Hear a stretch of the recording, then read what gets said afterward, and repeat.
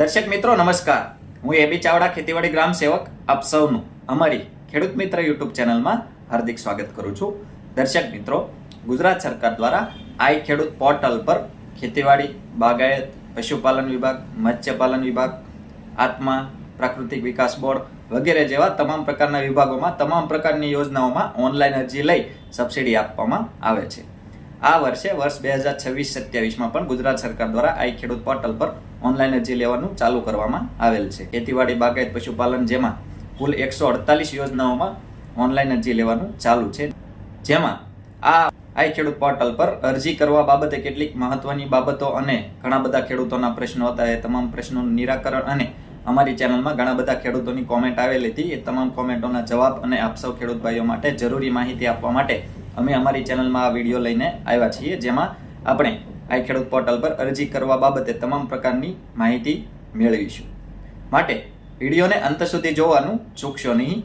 એ પહેલા આપ સૌ દર્શક મિત્રોને જણાવી દઈએ કે ખેતીલક્ષી ખૂબ જ સાચી, સચોટ અને આધુનિક માહિતી ઉપરાંત વખતો વખત જાહેર થતી સરકારશ્રીની વિવિધ સબસિડી યોજનાઓની વિડીયો દ્વારા માહિતી મેળવવા માટે આપણી આ ખેડૂત મિત્ર ચેનલ સબસ્ક્રાઇબ કરવા વિનંતી. સબસ્ક્રાઇબ કર્યા બાદ દર્શક મિત્રો બાજુના બેલ આઇકન ઉપર ક્લિક કરી દેવું, જેથી અમારી ચેનલના નવા વિડીયોની નોટિફિકેશન આપ સૌના મોબાઈલમાં મળતી રહે. સાથે સાથે દર્શક મિત્રો, વિડીયો ગમે તો લાઈક કરજો અને વધુમાં વધુ ખેડૂત ભાઈઓને આ વિડીયો શેર કરવાનું એટલે કે મોકલવાનું ભૂલશો નહીં. દર્શક મિત્રો, આપ સૌને જણાવી દઈએ કે વર્ષ 2026-27માં આઈ ખેડૂત પોર્ટલ પર તારીખ 27 માર્ચ 2026 થી 26 એપ્રિલ 2026 સુધી 30 દિવસ માટે આઈ ખેડૂત પોર્ટલ પર આ તમામ યોજનાઓમાં ઓનલાઈન અરજી લેવામાં આવશે.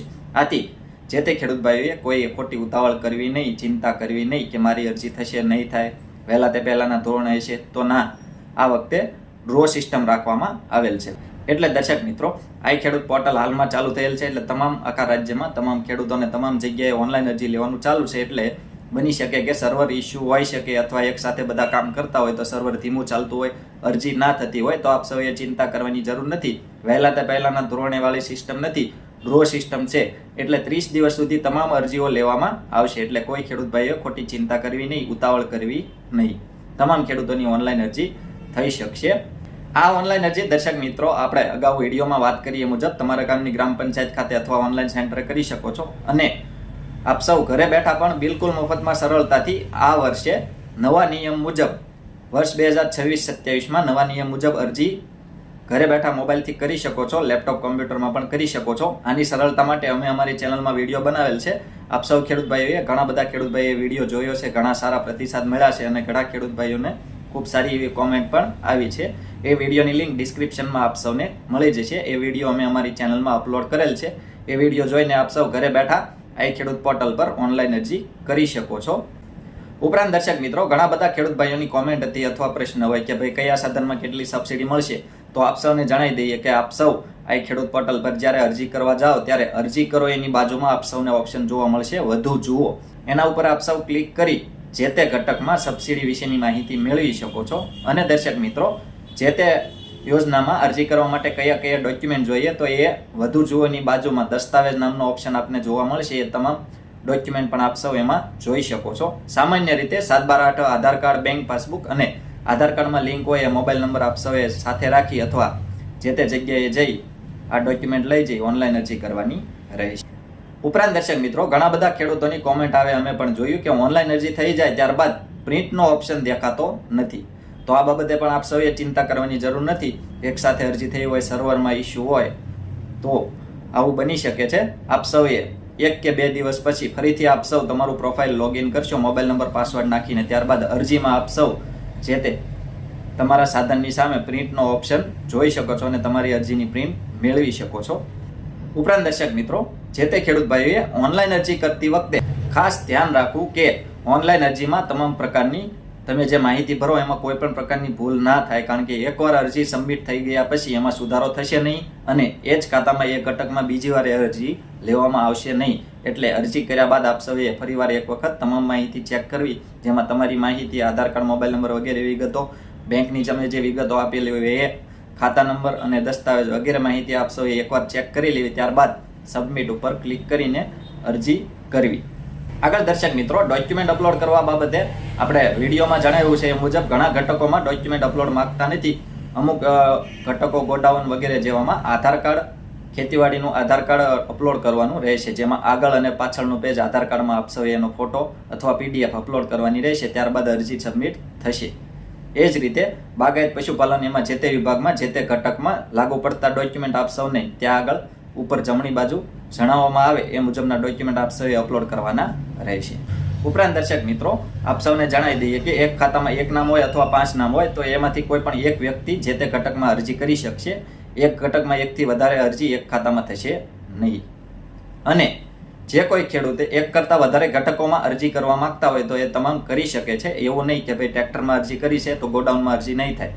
ટ્રેક્ટરમાં પણ થશે, ગોડાઉનમાં પણ થશે, પાઇપલાઇનમાં પણ થશે, તાર ફેન્સિંગમાં પણ આપ સૌ અરજી કરી શકો છો અને તમામ યોજનાઓમાં એક સાથે લાભ લઈ શકો છો. તાર ફેન્સિંગ યોજના, કાટાળા તારની વાડ અને સોલાર પાવર યુનિટ કિટ એટલે કે ઝટકા મશીન, આ બંનેમાંથી આપ સૌ કોઈ પણ એક યોજનામાં લાભ લઈ શકો છો. ઉપરાંત દર્શક મિત્રો, ઘણા બધા ખેડૂતોની એવી પણ કોમેન્ટ હતી કે અરજી કર્યા બાદ ખરીદી કરવી કે અગાઉ ખરીદી કરીને ત્યારબાદ બિલ પાછળથી કઢાવીએ તો ચાલે. તો આપ સૌને જણાવી દઈએ કે ખેતીવાડીના સાધનોમાં ઓનલાઈન અરજી આપ સૌ કરો, ડ્રોમાં પસંદગી થાય, આપને પૂર્વ મંજૂરી આપવામાં આવે ત્યારબાદ જ આપ સૌએ જે તે સાધનની ખરીદી કરવાની રહેશે. ખરીદી કર્યા બાદનું બિલ માન્ય રાખવામાં આવશે. અગાઉ કોઈ પણ ખેડૂતોએ ખરીદી કરવી નહીં. ઉપરાંત તાર ફેન્સિંગ કે ગોડાઉન મંજૂર થયા બાદ જ આપ સૌએ બનાવવાનું રહેશે. અગાઉ કોઈ પણ પ્રકારની પ્રક્રિયા આપ સૌએ કરવી નહીં. હવે દર્શક મિત્રો, તાર ફેન્સિંગમાં અરજી કરતી વખતે આપ સૌ જે તે જૂથ લીડર, જે તે ખેડૂતની તમામ વિગતો આપ સૌએ અગાઉ ભરવાની રહેશે અને અંતમાં સર્વે નંબરની વિગતોમાં આપ સૌએ તમારી એકની તાર ફેન્સિંગ બનાવવાની હોય તો એમાં તમારો સર્વે નંબર સિલેક્ટ કરવો. એક કરતાં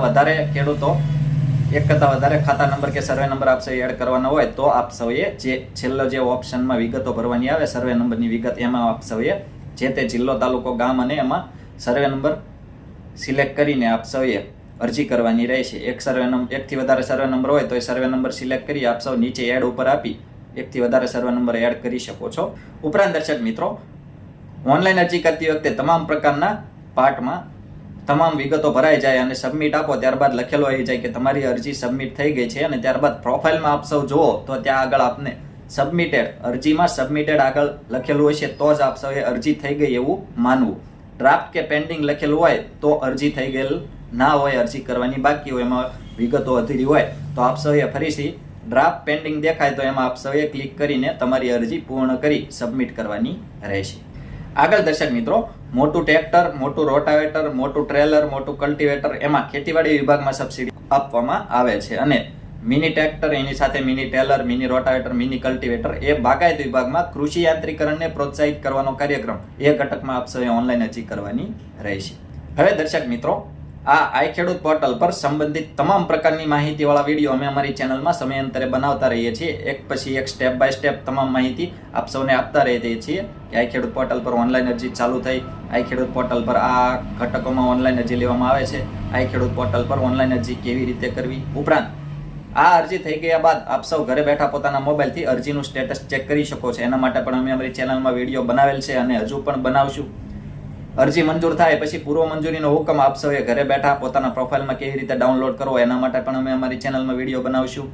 ખરીદી કર્યા બાદ ડોક્યુમેન્ટ આપ સૌ ઘરે બેઠા અપલોડ કરી શકો છો, એના માટે પણ અમે અમારી ચેનલમાં વિડીયો બનાવશું. ટૂંકમાં આઈ ખેડૂતમાં સબસિડી લેવા બાબતે શરૂઆતથી અંત સુધીની તમામ પ્રક્રિયાઓની તમામ પ્રકારના વિડીયો અમે અમારી ચેનલમાં બનાવીએ છીએ. આથી આપ સૌ ખેડૂત ભાઈઓ આપણી આ ખેડૂત મિત્ર ચેનલ સાથે બન્યા રહેશો.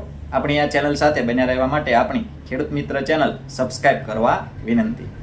જો આપ સૌને અમારો આ વિડીયો પસંદ આવ્યો હોય તો વિડીયોને લાઇક કરજો અને વધુમાં વધુ ખેડૂત ભાઈઓને, પશુપાલકોને, મત્સ્યપાલકોને આ વિડીયો શેર કરવાનું એટલે કે મોકલવાનું ભૂલશો નહીં, જેથી તમામ ખેડૂતો, પશુપાલકો સુધી આપણા આ વિડીયોની માહિતી પહોંચી જાય અને તેઓ સારી રીતે અરજી કરી શકે છે. ઉપરાંત હજુ પણ આમાં કોઈ બાબત રહી ગઈ હોય તો આપ સૌ કોમેન્ટમાં અમને જણાવી શકો છો. અમે આપ સૌના પ્રશ્નોના કોમેન્ટમાં રિપ્લાયમાં સંતોષકારક જવાબ આપીશું. આભાર.